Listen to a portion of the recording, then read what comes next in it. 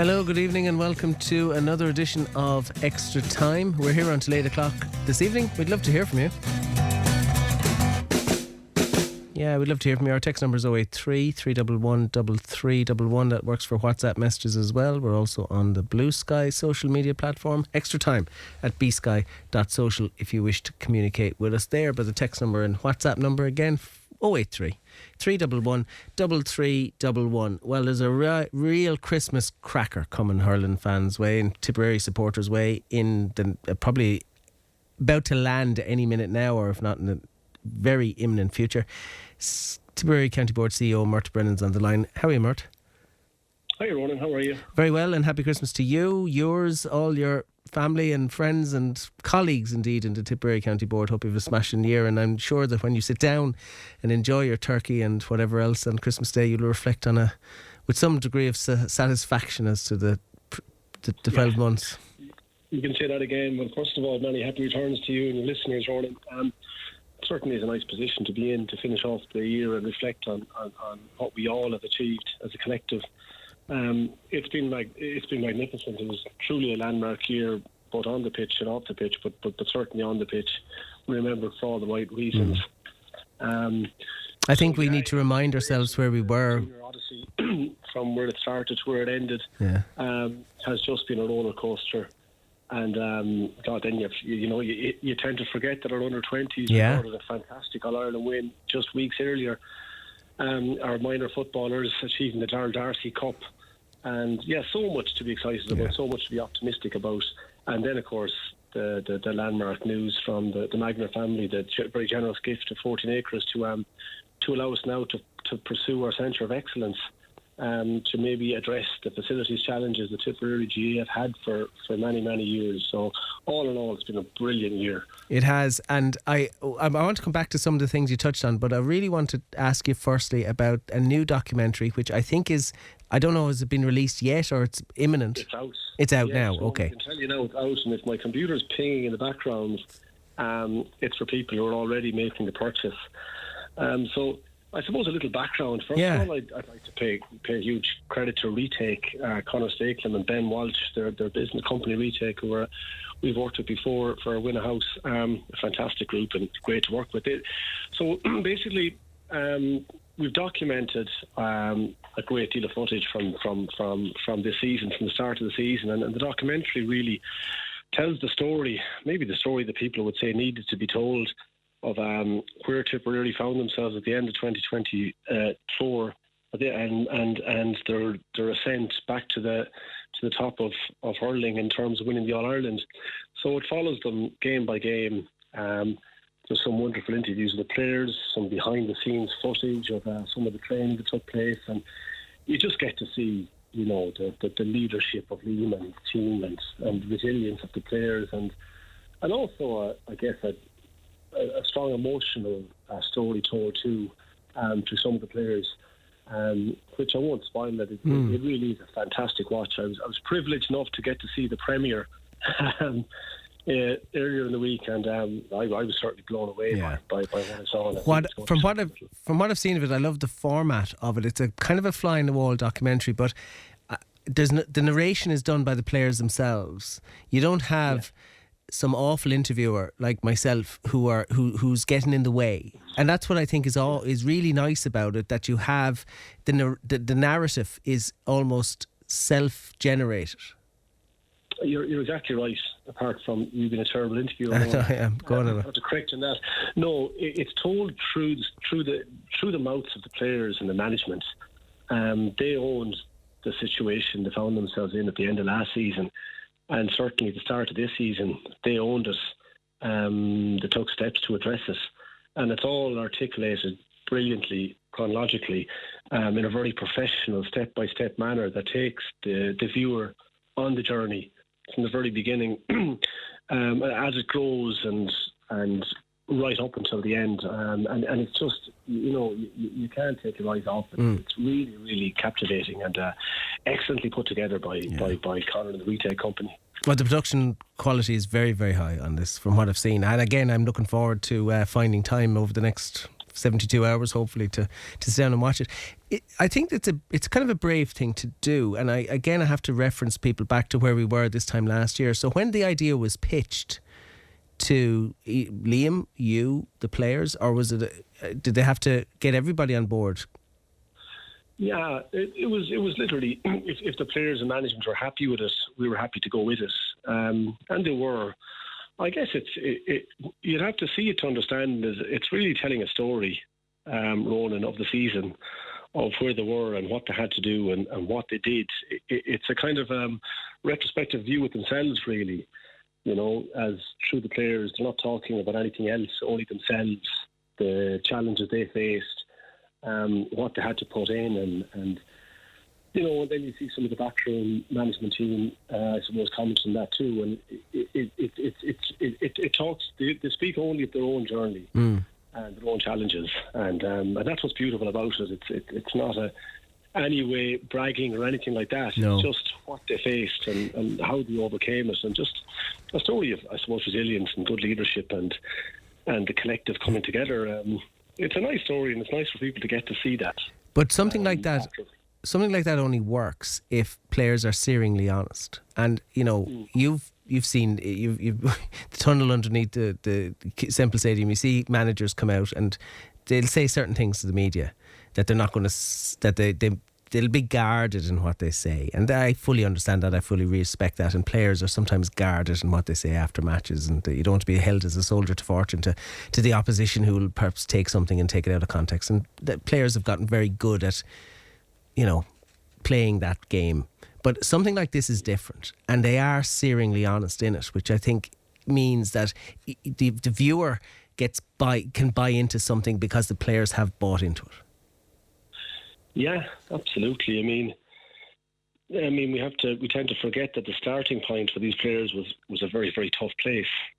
That's what makes it so brave, I think, brave of them. Yeah.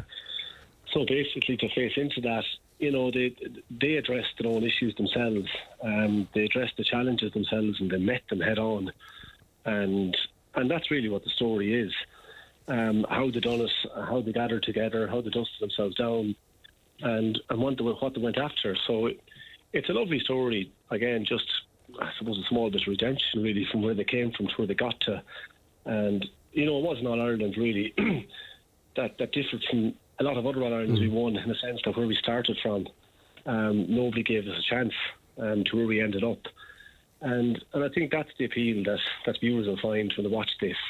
How did that happen? How did that transformation happen? And you'll find it was just the players and the management. It was just through leadership and through resilience and coming together and taking this thing on head on. And it's a very, very enjoyable watch. But there's also an emotional element too, where players open up and speak about the challenges they faced off the pitch, and particularly in the passing of Dylan, Lord rest him, and the part he played in the story, which is very nice. Yeah, it's a super production, and this might be a difficult question, but I'm interested in your answer. If we hadn't achieved what we had achieved, if we hadn't got out of Munster, would this have ever seen the light of day? Probably not. No, the story is kind of told retrospectively. I mean, there always is footage gathered in the modern social media age, as you well know, of training, of what people do in the gym. So yeah, it probably wouldn't. I suppose the really compelling story here is where we got to in the end. I don't think it would have appealed too much to the viewer if we didn't. So that's what makes the story kind of, you know, the beautiful end really makes it all the more worthwhile. So I'd imagine that would be the reason people will switch in to watch it. So it's something that's available to be streamed, and there's a fee for that. How much of that goes to the county board? Is this another innovative income generator?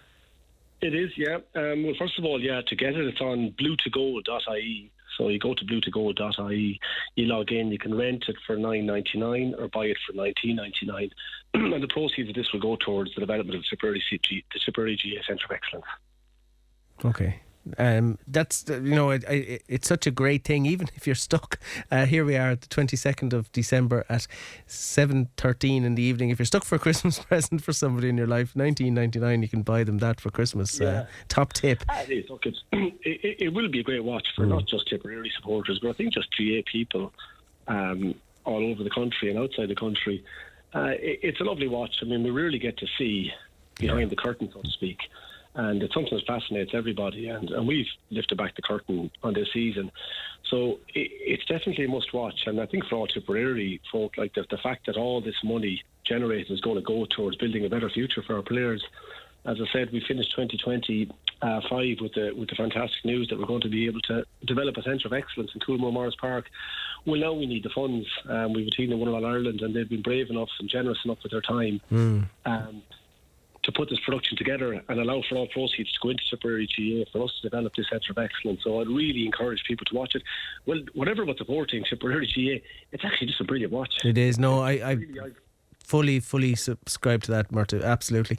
And just to pay tribute to the players as well, since they've won that All Ireland back in July, they've been so generous with their time on so many fronts. I mean, every week you see them at something else and promoting Tipperary GA, bringing the cup around. It's they're amateur players and they give up their time so willingly, so without question. There's never a no comes out of them, to be honest with you. Maybe they should get better at saying no. They are wonderful ambassadors for the county. Since the final whistle, they've been just superb in terms of bringing the cup to wherever it needs to go, to every primary school within reason, to anyone who any organisation, be it charity or otherwise. They make it a business, and it's not easy, Ronan. It's not easy because again these guys are full-time workers or students, but they take their time, of their free time, to do this, and they've done so without a whimper. They actually enjoy it. They understand the significance of what they're doing. They understand the significance of their ambassadorial role as Tipperary Senior Hurlers, and they do that wonderfully. And they're an absolute pleasure to work with. And they're great. Yeah. And we're lucky to have them. And look, this show too that they've been willing to get behind, knowing that all proceeds of this will go towards Tipperary GA. I mean, they're giving back in every which way to the county, which is really admirable, and particularly to Liam, to put this out. It's wonderful. Like it's wonderful support to us, and I hope it gets great traction. I hope so too. I really do. I hope it's shared multiply around in social media. Just before I let you go, Murt, you've mentioned and referenced Coolmore, Dr. Morris Park on a number of occasions. In terms of the significance of this, I would argue that this is one of the most significant things to happen to Tipperary GAA since probably the foundation of the supporters club back in Babs's time. Look, I think so. We all have to leave our mark in this role on Tipperary, and we all have to leave our positions and leave the organisation in a better place than we found it. And I will say the work from the county board, the executive, the people outside, that contribute to put us in a position to get this deal over the line. It's remarkable. I mean, it's the pressures we found ourselves in. Once I would have noticed in year one and year two, were just infrastructural problems. We hadn't got pitches to put our teams onto. And you look at the weather at the moment, Ronan, the 3 pitches we have, you're going to put two of them out of commission in the next few days, just to allow them to rest and allow some growth. But this allows us now to build additional pitches. It means our academy numbers, which are now 247, we can increase those numbers because we can run more blitzes in Coolmore Morris Park. Our inter-county teams can all train there collectively. And when you have other teams training collectively, well, then you can feed them all collectively. You can do so much more when you have them in one location. And this is a game changer in terms of how we prepare our teams going into the future. It gives us a North Star too in terms of our fundraising model. Now we know what we're going after. We know what we're building, we have the model built, and it's great. And look, I'd like to take the time to thank the people behind the scenes who would like to stay behind the scenes, but the likes of Michael Lowry and Peter Merchant and PJ Flanagan and the Comerfords, all these people, they played a massive role in this. And it's great that we find ourselves now at the end of the year with All Ireland. And this is something that in a normal year without All Ireland it'd be huge. But to think that we delivered 2 All Irelands and now we have this news too, so that it gives great momentum to the county going into the next season.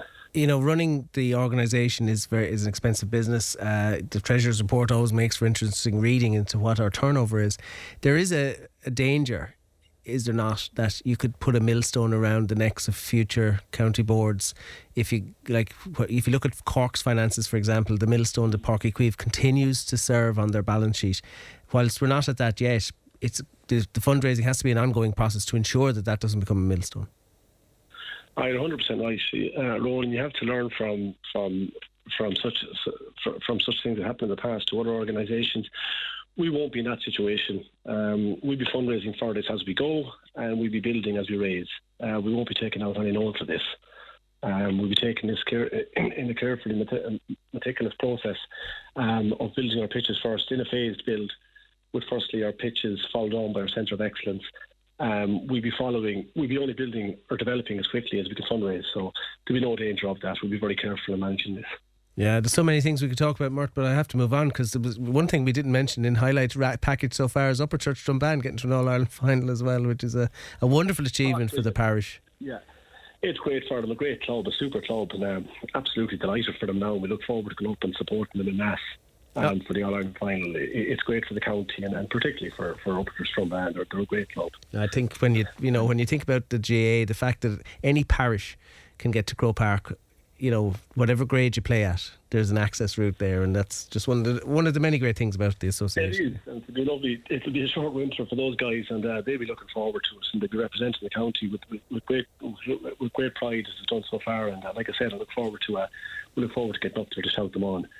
Mert, I just want to repeat for people, bluetogold.ie is the site you need to go to in order to access that. Bluetogold.ie, and you can rent for $9.99 or you can buy for $19.99. And look, before I go, might I say, first of all, to Tipperary GA is, I suppose, a very delicately balanced ecosystem. Like, the success is dependent on everyone and all their contributions. So look, on behalf of Tipperary GA, I just want to thank everyone, the clubs, the schools, our games development team, our referees, our county board, our executive, our subcommittees, our inter-county managers, and most importantly, our players. I'd like to thank them all and wish them all a very, very happy Christmas and a safe, healthy and peaceful New Year. And same to yourself, Ronan, and all the team at Tip FM. And thank you for your support to Tipperary GA. As always, it's been fantastic, and you've been behind us all the time, and long may that continue. Listen, Mert, it's easy now. It works both ways. So thank you for everything you've done for us. Indeed, Liam is always gracious with his time, as are the players. And Philly, God be good to him. Another thing we should remember as well. Absolutely. Listen, Mert, many thanks for your time. And look, we'll catch up in the new year. There's plenty of other things we could touch base on, but that's one we wanted to give some oxygen to in the run up to Christmas. Take it easy. I appreciate that, Ronan. Look, I advise everyone to get out and get it. It's fantastic, and it's going to supporting Tipperary GA, but also it's just a brilliant watch. Very professionally put together, and you'll really enjoy it for kids and adults alike. Absolutely. Thanks, Mert. Thanks, Ronan. God bless. Take care.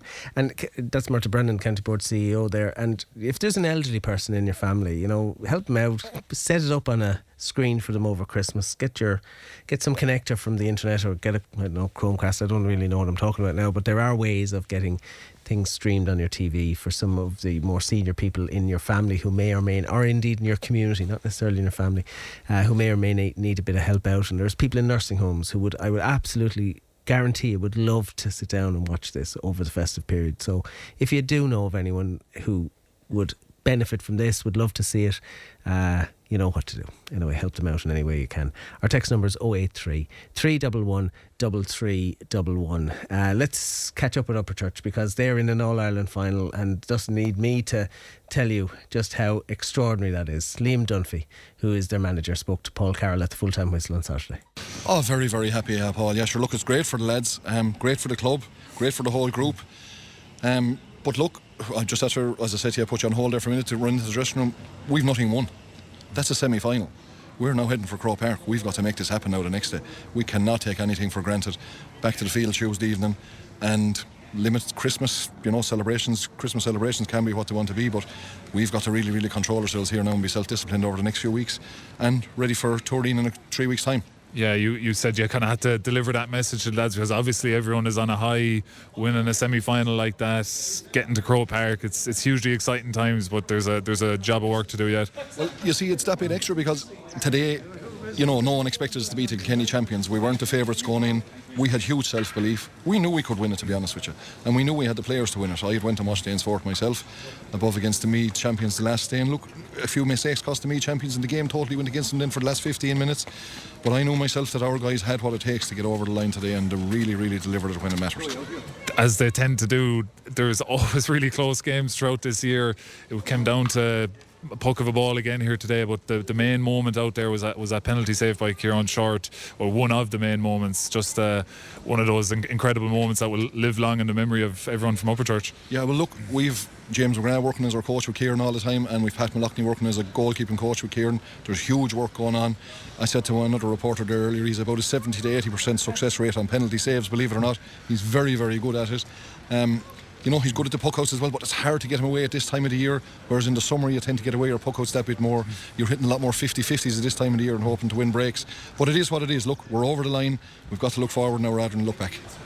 Just on the game as well, so much ecstasy, and that's kind of balanced with a bit of agony out there as well for Paddy Green. Seemed to be a bit of a bad injury, stretchered off there in that first half. Yeah, my understanding is that Paddy's in Tullamore at the moment, and it's looking like a dislocated knee. I don't know how long it takes to recover from these things, but look, we'll be going out trying to win this thing for Paddy the next day now, and that's how it's going to be. Very simple. Yeah, real difficult fee on the management, I'd imagine as well, to reshuffle everything, and also this game was stopped for a period of time, and it's kind of difficult for the lads out there as well when they see a bad injury to one of their friends like out there. Oh, very. It's tough, and if you watch it, I think after that incident, our momentum went for about 5 or 6 minutes. It took us a bit to recover, but look, in fairness to the lads, we recovered from it. We probably had a poor, third quarter, we'll call it, and then we dug it out then at the end when it really mattered. I think we scored the last 3 points of the game, but not alone. We're missing Paddy, we're missing Paddy as well. He got injured in an under-21 game a couple of weeks ago, so that's 2 of our starting forwards missing today. Hopefully Paddy's back for the next day, and I'm not sure how to be with Paddy now till we get a report from the medical. Yeah, that's Liam Dunphy, Upperchurch manager, speaking to Paul Carroll at the full-time whistle in O'Moore Park on Sunday. Keane Tracy was there for Tip FM. How are you, Keane? How's it going, Ron? Very well, Keane. He mentioned there digging it out a couple of times. The headline in the Irish Examiner today says Upperchurch survived late rally to seal final berth. Was it a case of digging out the result? Yeah, I thought they were heroic, Upperchurch Drombane, Ronan, and particularly when Danesfort came with a bit of a wet sail late on in the game, brought it back level, and it felt like the momentum, the crowd, everything was in Danesfort's favour. And for Upperchurch to pull it out at the end, and the 2 late frees from Luke Shanahan to seal the victory, the historic victory that drives them towards Croke Park, I thought it was incredible resilience. And it's a word that you would associate with Upperchurch Drombane teams, always resilient, but I really thought they dug in yesterday, and they weren't for beating. They've had a significant injury toll, though, with Paddy being the latest. They have. Paddy Phelan, exceptional for him all year. Really good all year. Really good all year. Broke his leg innocuously enough, I think, in a non-contact injury in an under-21 game against Lockmore Castline. So a county man for them, a county under-20, massive loss. And really sad to see Paddy Green yesterday with, as Liam said, suspected dislocated knee. Paddy was outstanding in the first number of minutes yesterday. He got 1 point from the right touchline, 1 from the left touchline, and Upperchurch in total only scored 1-4 from play. It was low scoring, and he had 2 brilliant points early on, and it was really sad to see him stretch it off. But as Liam alluded to, they'll play for him the next day. He's been some servant for the club over the last 15 years or so. I'm almost that injury, they were a bit slow afterwards, but they did hold a 3-point lead at half time. Liam was clear that he thought the third quarter was their most sluggish, but then they came good in the fourth quarter. They did, and all year we've commended and spoke about their defence, and their defence it really is incredible. Liam spoke earlier in the year to Paul in an interview and said defences win championships, and he's absolutely right. I think backbone by Keith and Gavin Ryan, they're 2 outstanding defenders. Thought Mikey Lavery picked up Anthony Ireland Vaughan, the danger man from Danesfort, did really well. And obviously the star turn yesterday, Ronan, was Kieran Short in goals, and his penalty save from Paddy Hogan was a match winner in reality, and it was a really well struck penalty. It was a super save. It was going 100 miles an hour. It was, and it was a fantastic save, and it really changed the whole momentum in the game. And if a goal at that stage for Danesfort, it would have been a really tough ask for Upperchurch Drombane. But what a solid defensive effort. They only conceded 7 points in play again yesterday, and as we mentioned earlier, they're just real battlers, and they'll go to Croke Park and they will they'd feel they have a brilliant chance against Turin in the final. They will go into that game as favourites. Whenever you have a Tipperary team playing a Mayo hurling team, then let's face it, you'd expect the Tip side to be favourites. One thing, Liam, I remember, it was after the Munster final, saying to me, teams he coaches, it's all about hooks, harries, blocks, and that's what that's his DNA or his hurling philosophy. It's written all over that Upperchurch team. Absolutely, it's a match made in heaven, because Upperchurch Drombane, as long as I've been involved in hurling, they're just so dogged. They get into the trenches, they really go after putting you under pressure, putting you on the back foot, and this team is in the mirror image of that, and just all over the field, their work rate, even up into their inside forward line, the likes of Luke Shanahan, Pat Ryan, Conor Fatty, all these guys, Paul Shanahan, really, really working hard. Diarmaid Grant in the middle of the field, screening that half back line, Aaron Ryan bombing forward. So you just look all over it.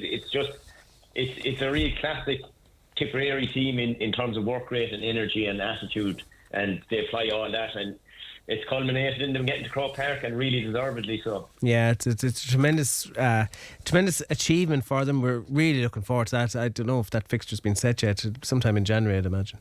Yeah, it's the 10th of January, 5:15. Yeah, that's a Saturday, I presume, is it? It's a Saturday, and the junior final is on before. So the junior final is the curtain raiser, and then Upperchurch Drombane against Turin will be the big game. And you know, it's the Upperchurch Drombane run have had a lot of disappointment over the last number of years, losing tight games, narrow mid-finals in both football and in hurling. They were relegated, and the same year they were relegated, they played Thurles Sarsfields in Littleton in the mid-senior final, and probably should have beaten Sarsfields that day. Sarsfields pulled it out and won by 2 points. So it's a really brilliant competition we have, and we spoke about this before, Ronan, in our top 16 teams being so competitive. We saw Cashel Kilcormac coming up this year, got to a quarter final, and Upperchurch Drombane, their main aim, and Liam said it, and I think Keith Ryan said in an interview, was to get back senior, and they'll be a really potent team in senior and Dan Breen next year as well. Yeah, no doubt about it. Cian, as always, thanks for your efforts, and wishing you and yours a very happy Christmas, and talk to you in the new year. Many happy returns, Ronan. Take it easy. Cian and I, incidentally, will be going head to head in the Tip FM Sports Quiz of the Year, which will be broadcast over the Christmas period. Cian is a participant in that, and I hope I'm up to the high standard of previous years, but Cian will be a formidable opponent, I'm sure. I think that's on the broadcast 27th of December at 10 o'clock. Anyway, I'll get more detail on that for you in due course. Our text number is 083 311 3311. Let's hear from the Upperchurch captain, Keith Ryan, again speaking to Paul Carroll. Yeah, first off, look, heading to Croke Park is stuff we dreamed of, I suppose. You never would have thought at the start of the year you'd be going into Croke Park, but no, credit to Danesfort there today. They're an unbelievable team, and you see there watching on, that game went right down to the wire, like it was tit for tat score along the way, and it could have went either way, and I'm just incredibly proud to be involved in the team there. We just dug that out for the last, I'd say, 5-6 minutes. Was unreal stuff, yeah. I'd imagine it takes you probably a few days to recover from games, because every game you've nearly played this year, you know, has been attritional, down to the wire, can't take your eye off it for a moment, but that probably bet all there today. That was right down to the wire to the very end. Yeah, look, we always say to ourselves, if we can be in a game with 50 minutes on the clock, and we'll take the rest from there, like just getting to that 50-minute point and just grinding it out. We've grinded out matches, county finals, Munster semis, and again today. So like these performances all stand to us, and we just love playing games like this. Like there's no better feeling than winning a tight game like that. It's just unreal, yeah. And like coming into the game, obviously you're without Paddy Phelan, another key forward, Paddy Green, goes off injured. What were you kind of saying? There was a stoppage in play at that point. What were you kind of saying to each other to kind of get back up going? Because that's difficult for you, seeing one of your good friends kind of going off in a bad way. And how did you kind of recover from that? Yeah, look, of course, missing Paddy was a huge loss before the game. And when that happened to Paddy, it was just, your heart goes out to him straight away. You knew it was a bad injury. He's not one to go down. But look, you just have to, in the minute, you just have to reflect, kind of get back as a group. And Paddy going off the field, he said, just win this game. And that's what we did. We just refocused. We said we wouldn't let that affect us throughout the game, just redial back in and just go out and win the game. And thankfully we did that. It's a really exciting couple of weeks now to look forward to the All-Ireland final, the weekend of the 10th and the 11th. You probably have a bit of balancing to do in terms of balancing the excitement of going up to Croke Park, but there's an All-Ireland final there for you as well. Yeah, exactly. Look, no, we'll enjoy the next few days and enjoy the few days over the Christmas with the family or whatever. But we'll get back down to a train, I don't know, next week or whenever it is. And look, we'll just enjoy the next couple of weeks, because this is once in a lifetime opportunity. Play with your club in Crow Park. So no, we'll enjoy it definitely, and just go into that game with same we did today.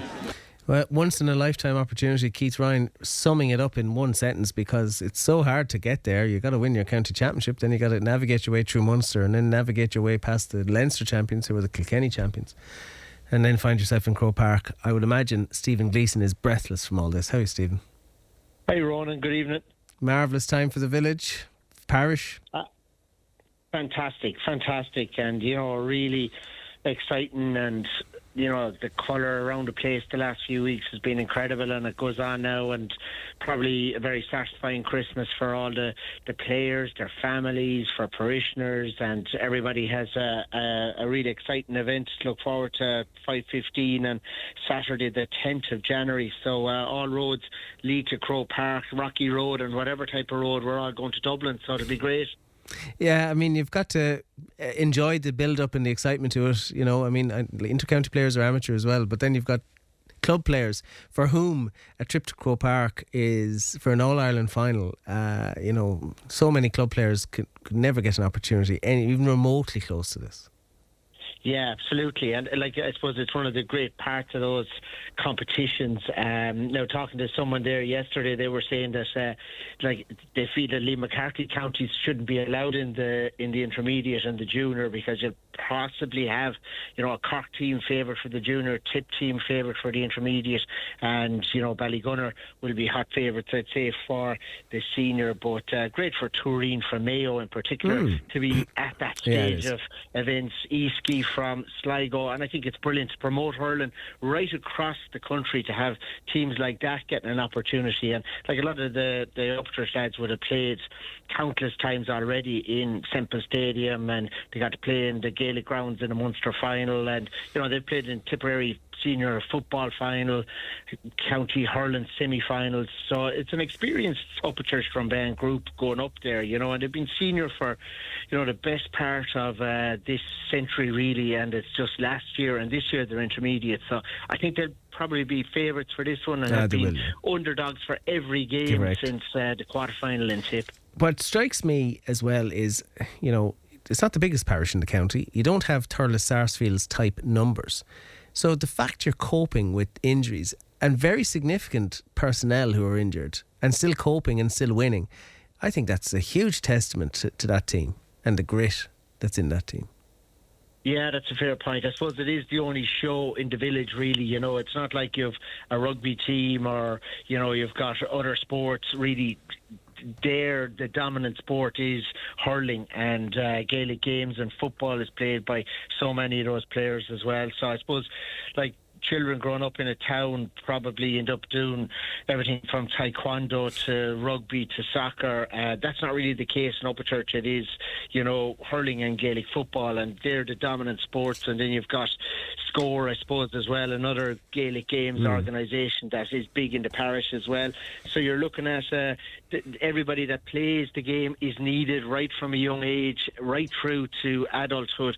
So you've got a good retention of players, whereas I would find in a lot of urban areas, a lot of those players just are gone by the time they're 15, 16, because they're not making teams, whereas in Upperchurch, everyone is needed all the time. So you have a lot of players that come through, and the panel there for this is huge, and I think there's loads of lads there that'll be delighted to step up if needed in the All-Ireland final. And such a pity for Padraig Green, who has given absolutely massive service to Upperchurch over the past number of years, and was playing well as well when he got injured. He was really on fire.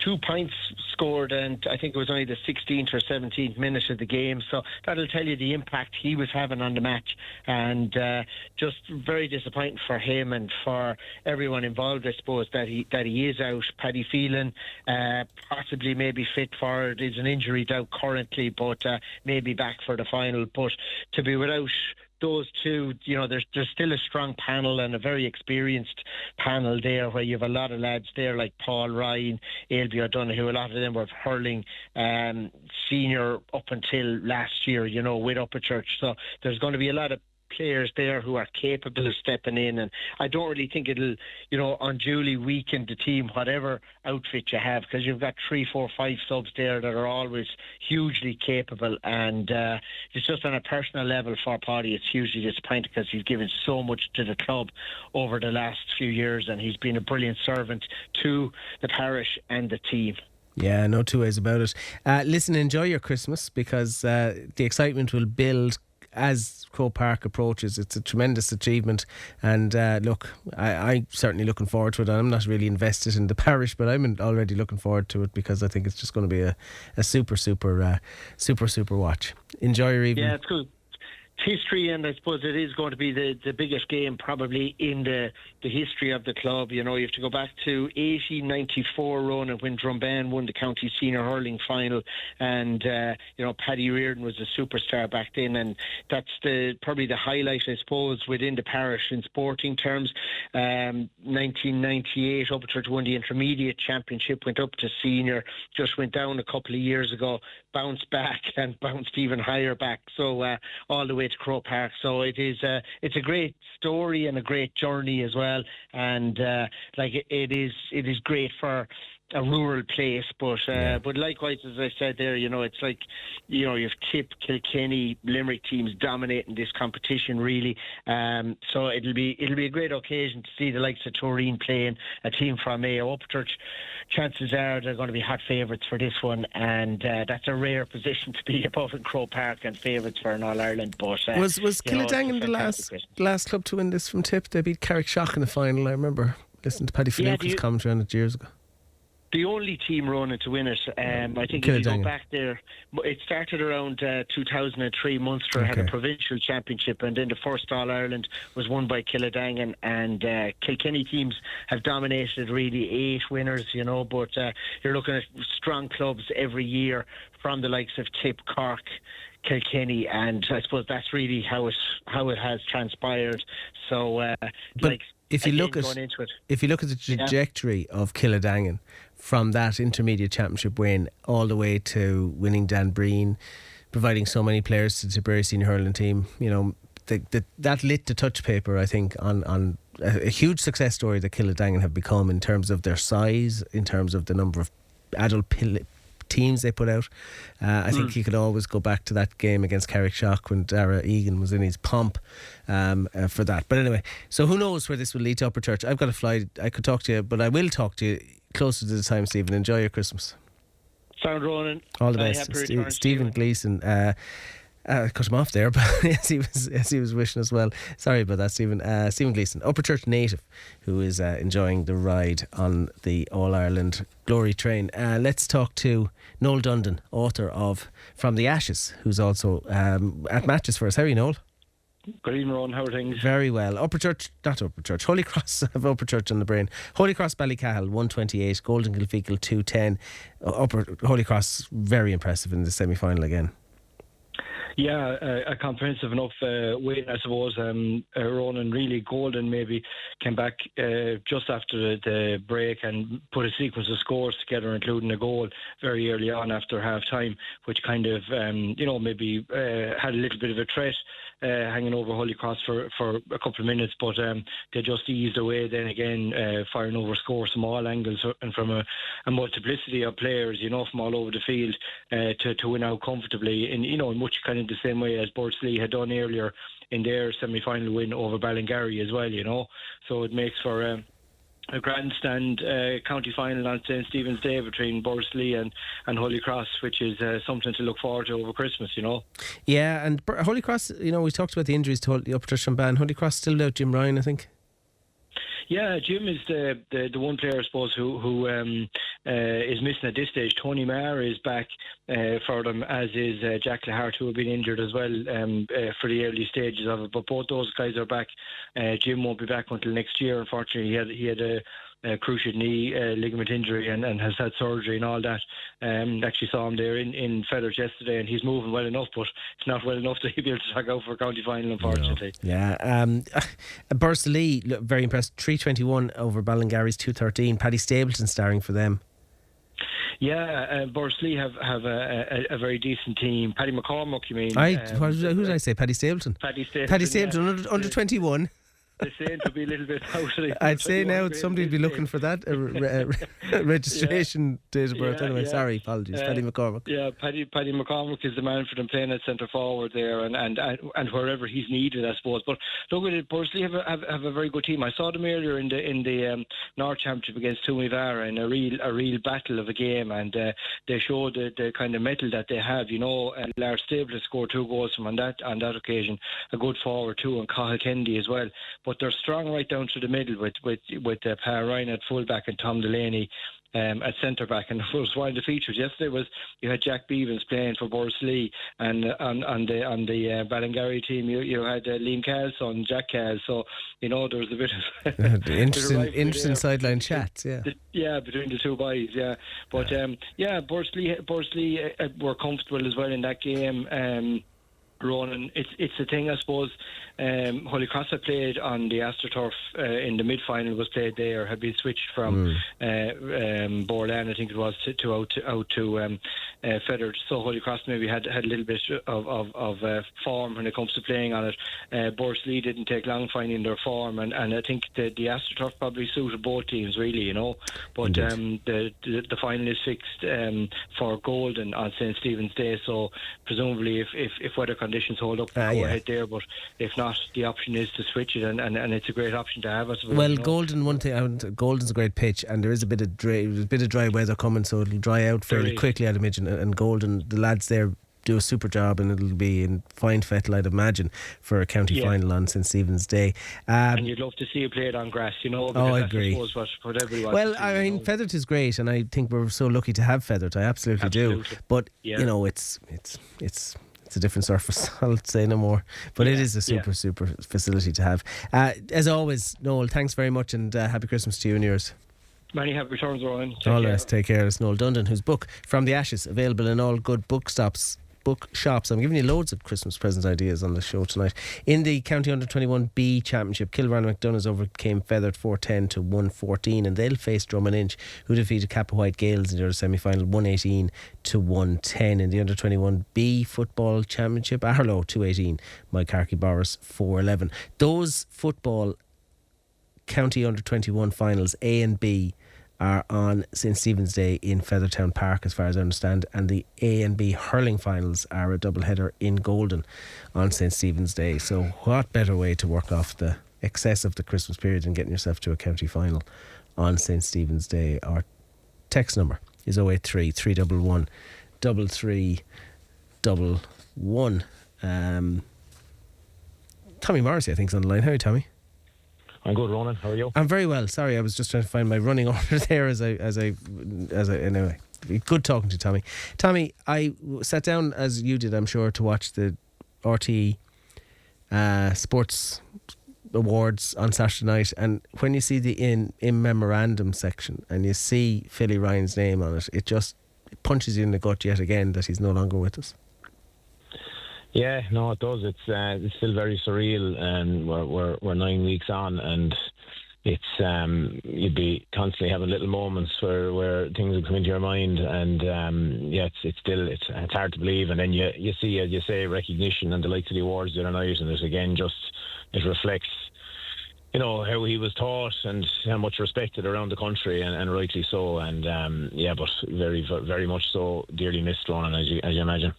It's a body blow to Tip football, because he gave so much of his life to Tipperary football, but it's a huge, even bigger body blow to Clonmel Commercials, because when he wasn't giving his time and effort to Tipperary football, he was giving it very much to Clonmel Commercials. Yeah, like Philly, it was so unique in that he started playing with the senior team himself in the mid-80s, so he was connected to, you know, the likes of Willie Peters, Joe Mack, Franny Kelly, Ben Kane, all these people, and then he played on, right up to very recent times when he played his last senior game. But after, and while he was playing, but also mainly when he retired from playing senior, he did so much coaching within the club, and that was right from the start at juvenile level up to senior, and he always went back. So when he managed the team that won a county in 2012, and he stepped down that year, he went straight back in with the juvenile teams in the club, and Philly never ever stepped away from any part of the club. Even he was managing the Tip minor team back in the late noughties, he was still involved with the club at a committee level and coaching capacity. So I described him as Mr. Commercials, and that's the way he was. He gave so much energy and love for the club that it was infectious to all of us, that we all fed off it. And it's an absolutely massive loss, as you said, to the club, and in my view, irreplaceable. Yeah, no, there's no two ways about that. Irreplaceable is absolutely accurate. And when the final whistle went, the county final win over Kilsheal and Kilcash, a lot of the players went to his son Shane, because that was such an emotional time. It must be difficult to try and keep the dressing room focused when there's so much emotion in there. You got to channel that in the right direction. It was a fitting tribute to Philly that Commercials won the county senior title this year. I think it would have been what he would have wanted, but also it's difficult because every one of those players knew him from the time they first put on a Commercials jersey or kicked a football. Absolutely, yeah. He would have probably given a lot of them, in particular Shane's own age group, would have given them the energy and appetite to play, because he had them all from when they first started to kick a football. So there was a huge connection to him, and right from the management team right through to the playing side of it, there was just a huge fondness for Philly outside of the whole what he gave us from a footballing point of view. He was a character as well, and no matter what, you could rely on him for a bit of a laugh and a crack, and that's what the players fed off of as well. He didn't, he got involved with the players in nights out and events and different things, and that's what made, I suppose, the connection even stronger with everyone with Philly because of that. He wasn't the type to stand away, and once he, as a coaching point of view, step away from the field, it was very much, right, we're going out, or we'll celebrate, or we'll stay together if we lose. He was very much with that mentality, and that's why the players were such a fondness to him, and such a, as you say, a shock through the group that made the county final day at the final whistle highly emotional and special, that we could win it for Philly in the end. But obviously, you'd prefer him to be with us to share it, because it meant so much to him. Commercials winning, and even this year when he was part of the management team up to the county final in 2024, and he only stepped back this year because obviously the Tip senior job was going to take his full investment. But even at that run, and there wouldn't be a week that wouldn't pass that he'd have some connection onto me or something to ask, or if he was at a game, he'd give me some level of commentary back. And well, I also think you should pay tribute to Philly for putting his hand up, because there wasn't too many people putting their hand up to take that Tipperary senior football job at the time.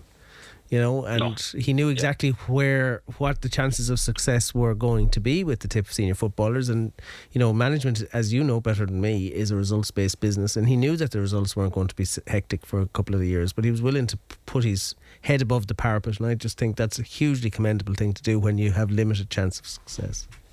Yeah, and that's going back through the years. Philly would have done that with the club as well. If we go back to when he took on the senior job first in Commercials, we weren't competitive, and there was a lot of dark days in results, but Philly stayed there and kept the group and won the county in 2012, and with the likes of Seamus Kennedy, Michael Quillivan, Coleman Kennedy, Jason Lonergan, Kevin Harney. A lot of those lads won their first county medal that day and have gone on, some of them, and won 8 of them, and he started the catalyst with that and gave them their exposure to their first county title. But then he was, as I said, step away from that and goes back in with juveniles and brings another batch up along who hopefully, please God, will give us more good days out. Listen, thanks for that, and thanks for coming on, Tommy, to talk to us about your memories of Philly. We could talk for a long time about great days he had in the blue and gold, and indeed the green and gold at Commercials, but maybe some other time. I hope you have a great Christmas, Tommy. Congratulations to Commercials on winning the county title, and in spite of everything, and look, we'll chat again in due course. Thanks, Ronan. Many happy returns. Yeah, thanks. Bye-bye. Tommy Morrissey, manager of Clonmel Commercials there. So much to talk about, so many texts coming in, but let's just keep going because actually Noel Dundon has been back on to us. The County Under 21A hurling final between Holy Cross Ballycal and Borrisoleigh is on St Stephen's Day, but is now moved to Kappa White from Golden. So there won't be, I don't think, a double header in Golden. It's gone to Kappa White. Throw in is 1 p.m. for the County Under 21A hurling final between Holy Cross Ballycal and Borrisoleigh. Ken Hogan's on the line. How are you, Ken? Ronan, how are you keeping? I'm well. I was talking to Murtagh Brennan earlier. I don't know if he caught any of it, but one thing he said, which I think is really accurate, is sometimes we forget our under 20 success this year because it came so close to the senior success, which tends to get all the noise, get all the attention. But if we just had an under 20 All Ireland this year, we'd be more than happy with that. Because anytime you bring a national title back, underage or senior, it deserves a bit more oxygen than it got. Without a shadow of a doubt, and also we got to recall that the very first game of the Munster Championship, no more than our seniors, we had a situation where Limerick, an unfancy Limerick team, defeated Tip Under 20s. I remember the reaction on the text. Yeah, they had to regroup, and Brendan Cummins and his management team regrouped, got some tremendous wins, particularly down in Cork against Cork, and a really tough Munster final against Clare. Really tough one altogether. And of course, they had great battles at minor level as well. So, from that perspective, it was a really sweet All Ireland Under 20 win. Great perseverance by the management team. They were in the final the year before, got a little bit of criticism of their style of play, maybe against Offaly. But this year they came out with, an attacking mindset. Sam O'Farrell, of course, and Darren McCarthy leading lights. But tremendous victory in 6 Mile Bridge as well against Clare. But that final against Kilkenny, huge crowd below Nolan Park. Kilkenny, obviously the underdogs, set up with a sweeper system, and which would have maybe nullified, most teams. But in actual fact, what happened, if you recall, Ron, it was a really windy day, and Kilkenny played with the benefit of the breeze in the first half. In actual fact, it's probably in hindsight they should have went for the game, but they were trying to curtail a very top Tipperary team, and it was no competition really. An outstanding display.